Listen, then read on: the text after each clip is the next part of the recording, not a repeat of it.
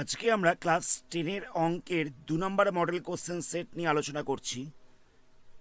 এই ভিডিওতে আমরা বেশ কয়েকটা শর্ট কোশ্চেন করব এবং তার সাথে একটা বড় প্রশ্ন রয়েছে। তো দেখে নেওয়া যাক প্রথম প্রশ্নে কি বলছে। এখানে বলছে কোনো একটা অংশীদারি কারবারে কোনো একজন ব্যক্তি যে অ্যামাউন্ট টাকাটা দিচ্ছে, যে পরিমাণ টাকাটা দিচ্ছে, সেটাকে আমরা কি বলবো, তাকে আমরা কি বলবো? অপশনে রয়েছে নিজস্ব মূলধন, নেক্সট অপশনে রয়েছে সুদ, তারপরটা রয়েছে লাভ্যাংশ, আরেকটা রয়েছে কোনোটাই নয়। কোশ্চেনটা বুঝবে, এখানে বলা হয়েছে কোনো একজন ব্যক্তি অংশীদারি কারবারে যে অ্যামাউন্টটা দিচ্ছে, আমরা সেটাকে কি বলবো? কোনো একজন ব্যক্তি যে অ্যামাউন্টটা দিচ্ছে সেটা হচ্ছে তার নিজস্ব মূলধন, তাহলে এখানটায় বসবে পার্সোনাল ক্যাপিটাল। ধরে নেওয়া যাক রাম আর শ্যাম দুজনে মিলে ব্যবসা করছে। রাম 100 টাকা দিয়েছে, শ্যাম 50 টাকা দিয়েছে। আমি একটা এক্সাম্পল দিচ্ছি। তো এই 100 টাকাটা কি রামের মূলধন হচ্ছে, তো তাহলে এখানে বসবে পার্সোনাল ক্যাপিটাল বলে।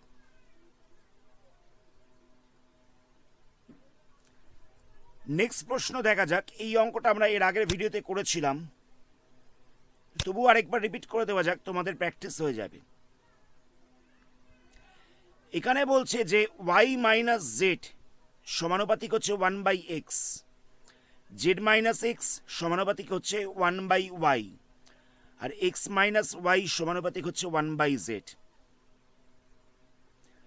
তো তাহলে বলছে এখানে তিনটে ভ্যারিয়েশনের যে কনস্ট্যান্ট রয়েছে, তিনটে ভেদের যে ধ্রুবক রয়েছে, তার যোগফলটা কত হবে? এখানে অপশনগুলো নিচে দেওয়া রয়েছে। অপশনগুলো বলছে একটা হচ্ছে 0, একটা হচ্ছে 1, একটা হচ্ছে -1, একটা হচ্ছে 2। তাহলে আমরা কি করব? তো প্রথমে আমরা লিখছি যে y minus Z equal two সমানুপাতিক হচ্ছে 1/x। তো এই সমানুপাতিক সাইনটাকে তুলে একটা কনস্ট্যান্ট আসবে, আমরা সেই কনস্ট্যান্টটাকে ধরে নিচ্ছি k। তাহলে এখানটা বসবে k1/x। তাহলে কত হচ্ছে?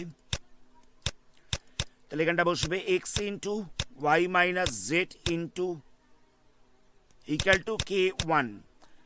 আমি এই এক্সটাকে দিয়ে ক্রস মাল্টিপ্লাই করে দিয়েছি। প্রথমে আমরা সমানুপাতিক সাইনটাকে তুলে একটা ইকুয়াল টু আনলাম আর একটা কনস্ট্যান্ট আনলাম, আর নেক্সট স্টেপে কি করা হয়েছে, এই এক্সটাকে দিয়ে এবার সে ক্রস মাল্টিপ্লাই করে দেওয়া হচ্ছে। তাহলে কত পাওয়া যাচ্ছে? X into Y minus X into Z equal to হচ্ছে k1। এটা হচ্ছে 1 নাম্বার ইকুয়েশন। নেক্সট আমরা কি করব? নেক্সট আমরা জেড মাইনাস এক্স সমানুপাতিক 1/y এটাকে নিয়ে কাজ করছি। তাহলে জেড মাইনাস এক্স এই সমানুপাতিক সাইনটাকে তুলে একটা কনস্ট্যান্ট আসবে, আমরা কনস্ট্যান্টটাকে k2 ধরছি। তাহলে এখানটা বসবে k2/y। ক্রস মাল্টিপ্লাই করলে কত হবে? এখানটায় বসবে y into Z minus x equal to হচ্ছে k2।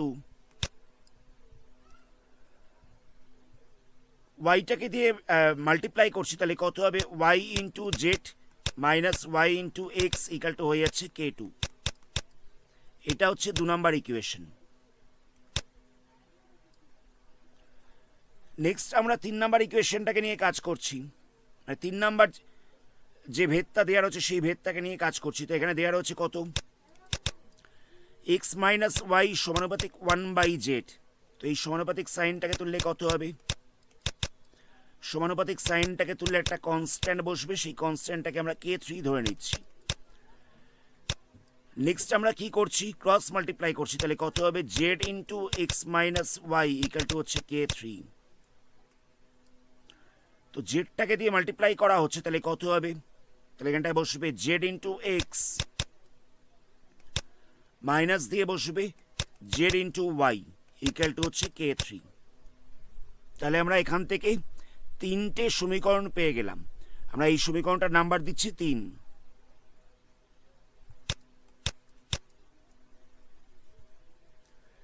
এবার লাস্টে আমরা কি করব?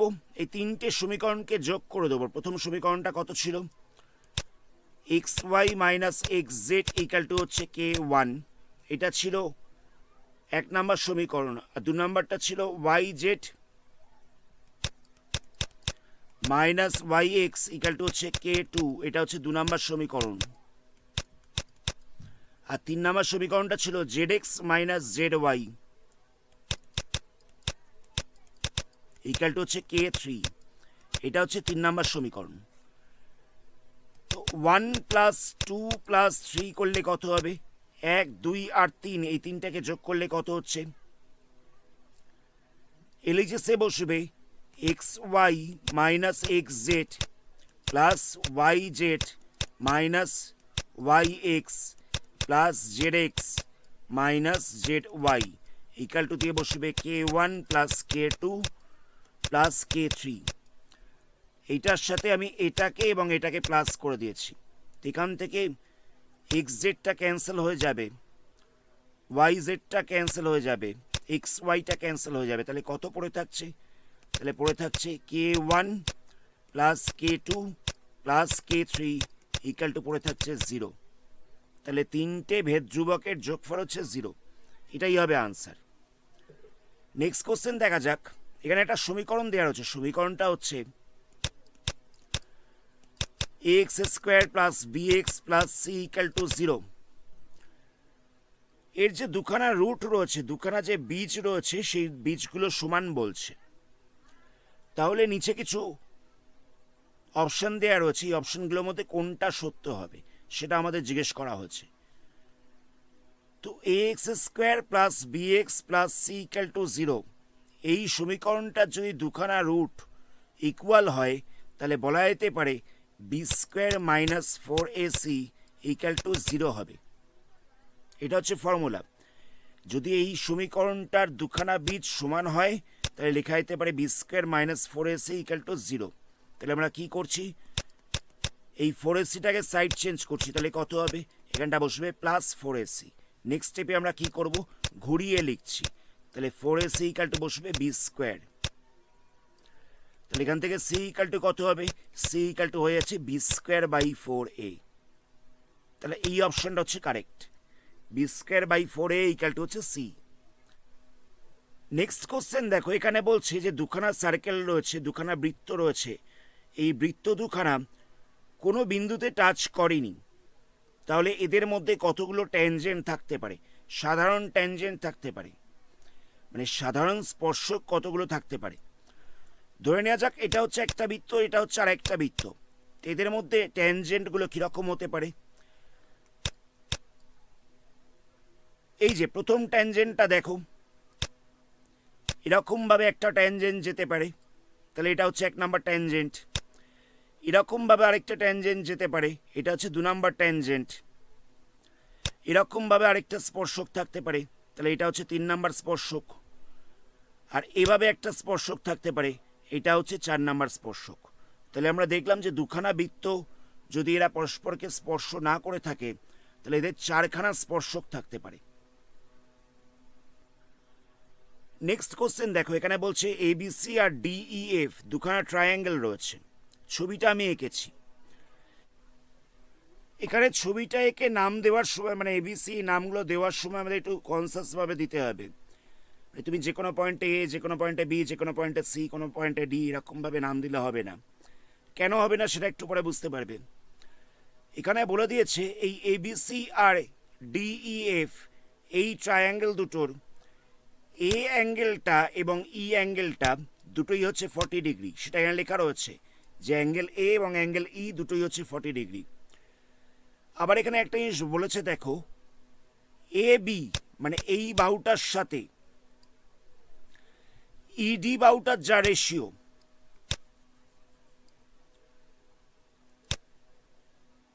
বলছে এসি বাহুটার সাথে, এসি বলতে হচ্ছে এই বাহুটা, এই বাহুটার সাথে ইএফ বাহুটার রেশিওটাও সমান, অনুপাতটা সমান।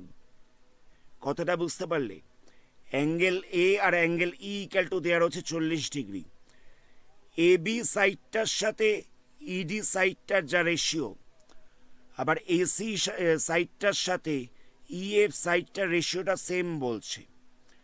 এখানে angle F equal to given রয়েছে 65 ডিগ্রি। তাহলে বলছে অ্যাঙ্গেল বিটা কত।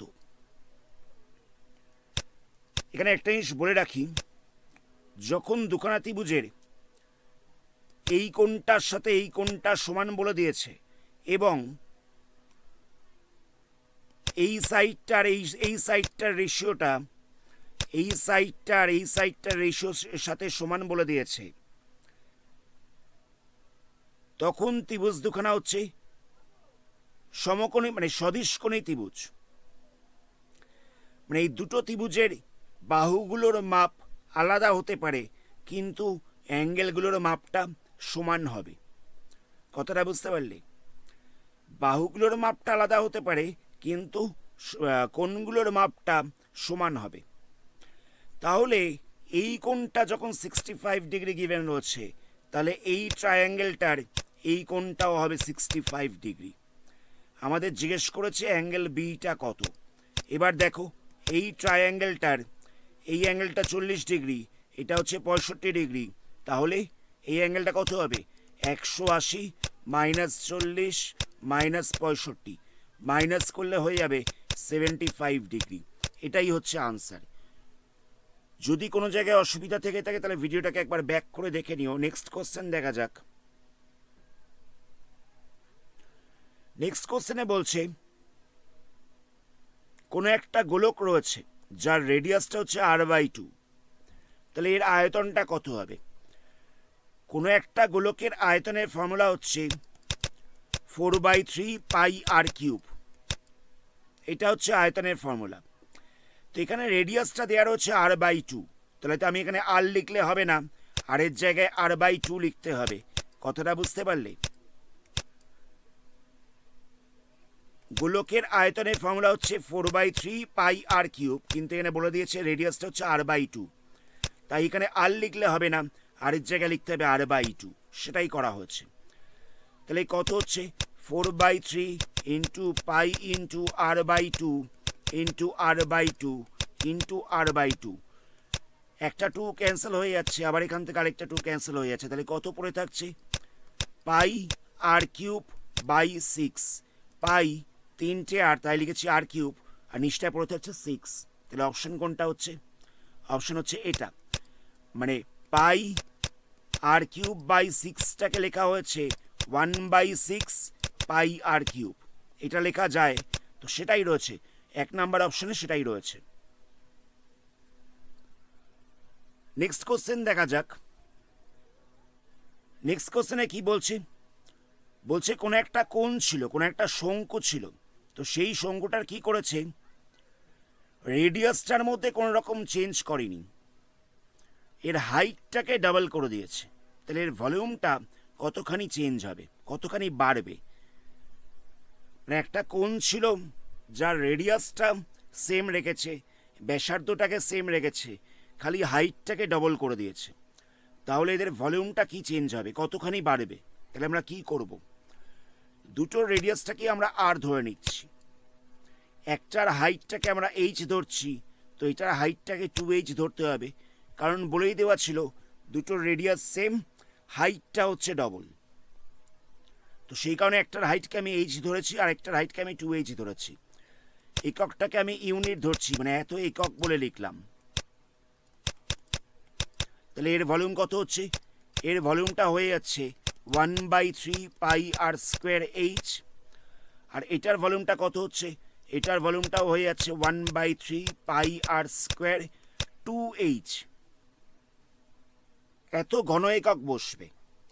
তো এখানে 2h কেন লিখলাম? হাইটটা যেহেতু 2h বলে দেওয়া ছিল, তাই h এর জায়গায় আমরা 2h লিখেছি।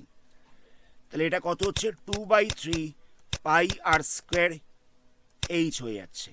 এই 2টাকে আমরা 1-এর সঙ্গে মাল্টিপ্লাই করে দিয়েছি, 2টাকে আমরা 1-এর সঙ্গে মাল্টিপ্লাই করে দিলাম, তাহলে কত হলো? প্রথমটার ভলিউমটা ছিল, মানে v1টা বেরিয়ে গেছে 1/3 পাই r²h, আর 2 নাম্বারটার ভলিউমটা বেরিয়ে গেছে 2/3 পাই r²h। তাহলে কতখানি বেড়েছে? তাহলে আমরা কি করব? v2 মাইনাস v1 করছি, মানে নতুনটার ভলিউম মাইনাস আগেরটার ভলিউম করছি। তাহলে কি করব? 2/3 পাই r²h মাইনাস 1/3 পাই আর স্কোয়ার এইচ। এখান থেকে পড়ে থাকছে 1/3 পাই আর স্কোয়ার এইচ। এত ঘন একক। তাহলে ভলিউম বাড়লো এতখানি, কত পার্সেন্ট বাড়লো? তাহলে কি করব, যেটা বেড়েছে সেটাকে ওপরে রাখবো, বাই দিয়ে লিখবো আগেরটা, আগের ভলিউম ইন্টু 100। এটা করলেই আমাদের কত পার্সেন্ট বাড়লো সেটা আমরা পেয়ে যাব। তাহলে বৃদ্ধিটা কত রয়েছে? বৃদ্ধিটা হচ্ছে 1/3 পাই আর স্কোয়ার এইচ। আগের ভলিউম কত ছিল? 1/3 পাই আর স্কোয়ার এইচ ইন্টু 100। ক্যান্সেল হয়ে যাচ্ছে, তাহলে পড়ে থাকছে 100, মানে 100% ভলিউম বেড়েছে। আমি আরেকবার রিপিট করছি, দুটোর রেডিয়াসটা সেম ছিল, দুটোর রেডিয়াসটাকে আর ধরে নিয়েছি, হাইটটা ডবল হয়ে গেছে, তাই এই হাইটটাকে আমরা 2h ধরেছি, সেখান থেকে ভলিউমটা বার করলাম। তো ভলিউম পাওয়া গেল আগেরটার এটা, আর নতুনটার আয়তনটা পাওয়া গেছে এটা। তাহলে কতখানি বাড়লো? মাইনাস করতে হবে নতুনটার ভলিউম মাইনাস আগেরটার ভলিউম, তাহলে এতখানি ভলিউম বেড়েছে। তাহলে কত পার্সেন্ট বাড়লো? বৃদ্ধি বাই আগের ভলিউম ইন্টু 100, সেখান থেকে পাওয়া গেল 100%। আজকের সংক্ষিপ্ত প্রশ্নগুলো এখানেই শেষ হচ্ছে। শুধুমাত্র একটা বড় প্রশ্ন নিয়ে আমরা আলোচনা করব, এটা ভেদ থেকে রয়েছে। এই প্রশ্নটা অনেকবার পরীক্ষায় এসছে এবং আসতেও পারে আবার। তো এখানে কি বলছে দেখো, এখানে বলছে এক্স প্লাস ওয়াই সমানুপাতিক হচ্ছে রুট ওভার এক্স ওয়াই এর সাথে। তাহলে এক্স সমানুপাতিক ওয়াই, এটা আমাদের প্রুফ করতে দিয়েছে। তাহলে আমরা কি করব, প্রথমে যেটা গিভেন ছিল আমরা সেটাকে নিয়ে কাজ করছি। এখানে ছিল এক্স প্লাস ওয়াই সমানুপাতিক রুট ওভার এক্স ওয়াই। তো আমরা জানি যে সমানুপাতিক সাইনটাকে তুললে একটা কনস্ট্যান্ট আসবে, এখানটা হচ্ছে কে, আমরা কনস্ট্যান্টটাকে কে ধরেছি, তাহলে হচ্ছে K into root over X Y. এটা লিখে দিতে হবে যে কেটা হচ্ছে অশূন্য ভেদ ধ্রুবক, এটা কিন্তু লিখতেই হবে। নেক্সট আমরা কি করব, এই রুট ওভার এক্স ওয়াইটাকে দিয়ে এপাশে ডিভাইড করে দিচ্ছি, ইকাল টু পড়ে থাকছে কে।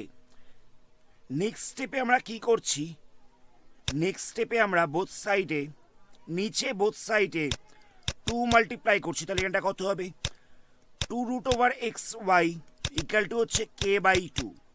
নিচটায় বোথ সাইডে 2 মাল্টিপ্লাই করা হয়েছে। তাহলে দেখো এর পরের স্টেপে আমরা কি করব, এর পরের স্টেপে আমরা কম্পোনেন্ট ও ডিভিডেন্ডে করব। এটা কি জিনিস, ধরে নেওয়া যাক একটা রেশিও দেওয়া ছিল এরকম ভাবে যে A by B equal to দেওয়া ছিল সি বাই ডি।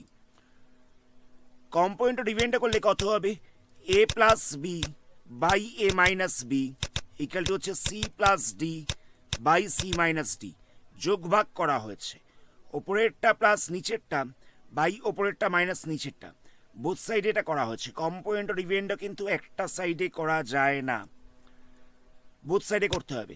নেক্সট স্টেপে কি হবে, তাহলে আমরা কম্পোনেন্ট ও ডিভিডেন্ডও করছি। তাহলে কত হচ্ছে, এখানটায় বসবে X plus Y plus 2 root over X Y, by দিয়ে বসবে X plus Y minus 2 root over X Y equal to হয়ে যাচ্ছে K plus 2 by K minus 2।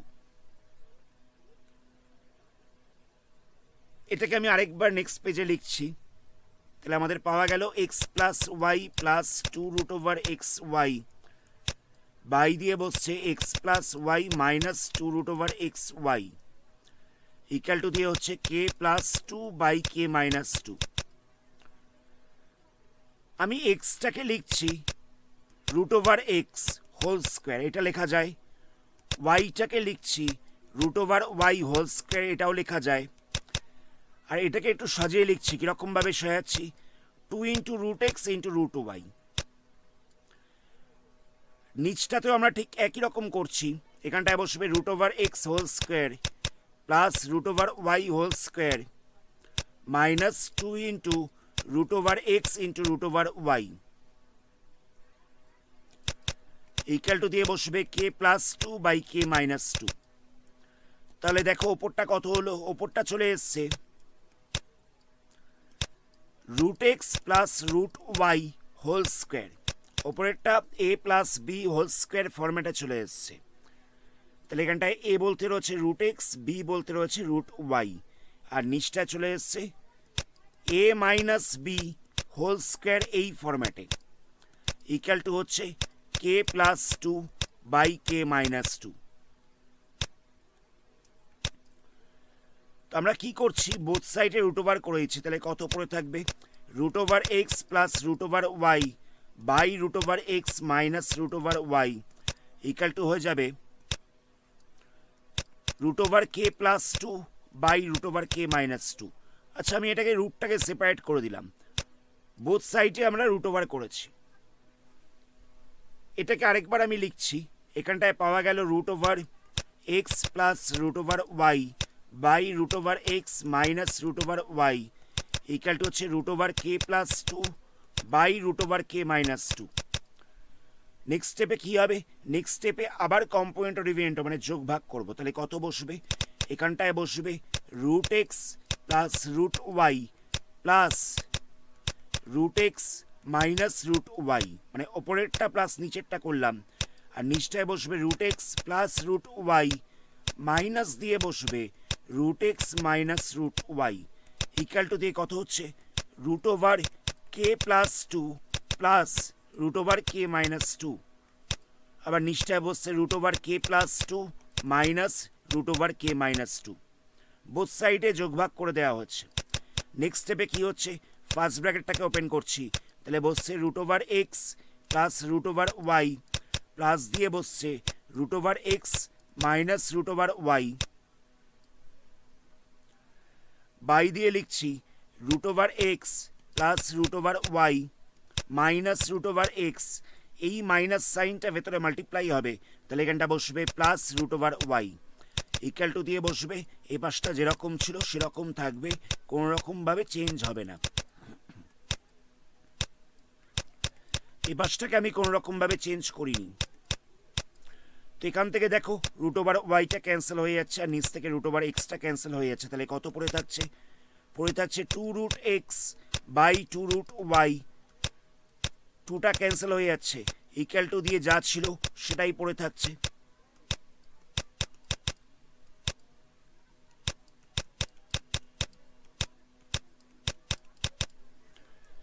তো আমি এখানে কি করছি, এই কনস্ট্যান্টটাকে আমি কে ওয়ান ধরে নিচ্ছি, কনস্ট্যান্টটা যেহেতু অনেকটা বড় হয়ে গেছে আর এটা আমাদের কোনো কাজেও লাগবে না, আর তাহলে আমি এই পুরো কনস্ট্যান্টটাকে কে ওয়ান ধরে নিচ্ছি, তাহলে আমাদের ক্যালকুলেশনে সুবিধা হবে। এটা ইকুয়াল টু কে ওয়ান ধরলাম।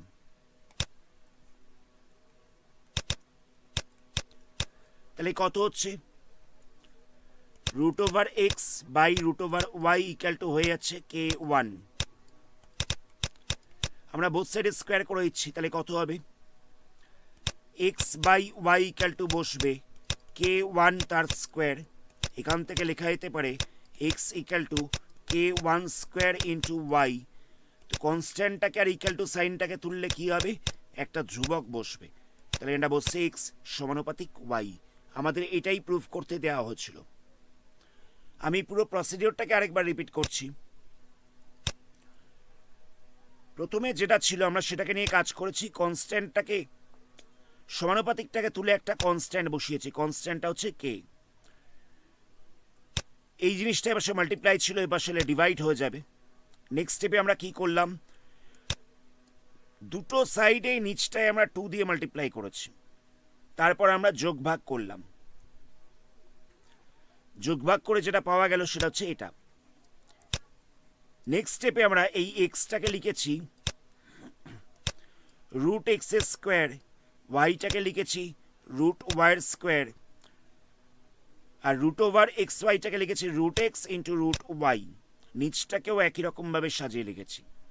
তাহলে ওপরটা হয়ে যাচ্ছে root X plus root Y whole square, আর নিচটা হয়ে যাচ্ছে root X minus root Y whole square.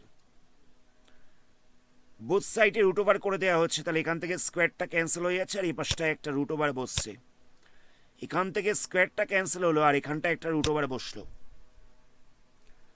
Next স্টেপে আমরা আবার এটাকে যোগভাগ করেছি,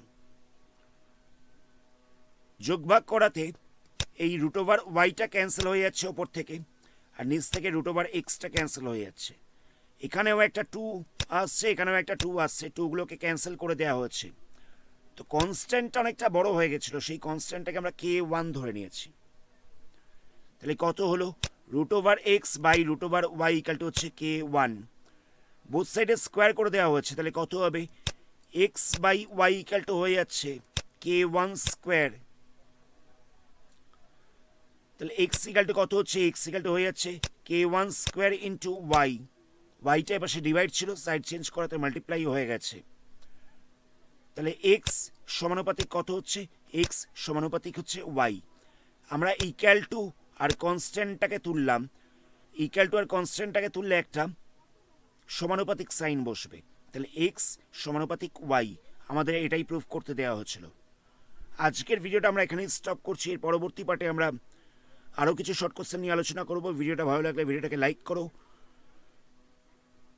কোনো জায়গায় অসুবিধা হলে অবশ্যই কমেন্ট করে জানাতে পারো, বা তোমাদের যদি বইয়ের কোনো অঙ্কে প্রবলেম থাকে সেটাও কমেন্টে বলতে পারো, আমি তার সলিউশন দেওয়ার চেষ্টা করব। আর চ্যানেল নতুন হলে চ্যানেলটাকে সাবস্ক্রাইব করো। ধন্যবাদ।